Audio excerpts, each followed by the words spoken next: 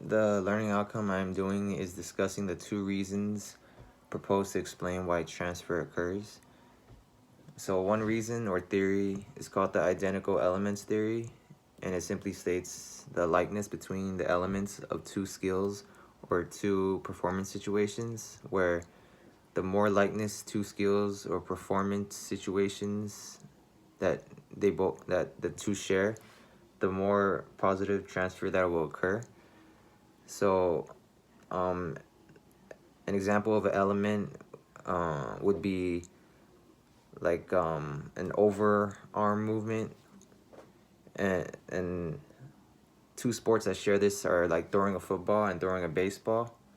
But although when you observe them, they look similar, the degree and similarity of their kinematics ultimately determine how much transfer will occur.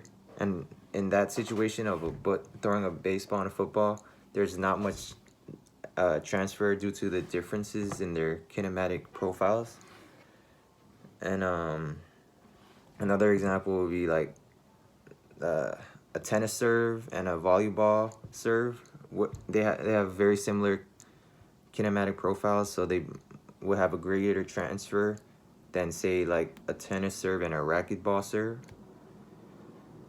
And the second reason to why transfer occurs is a theory called transfer appropriate processing theory, and this states the likeness of the cognitive processes involved by two skills or two execution situations.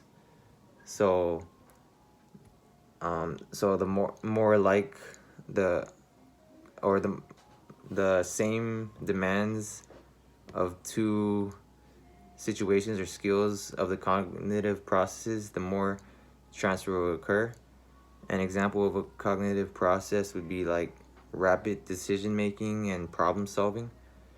And say in basketball and soccer, they would both have a greater transfer than say basketball and golf due to the cognitive demand differences, because basketball and soccer are fast paced, while basketball is fast paced but golf is not, so they wouldn't have as much of a transfer.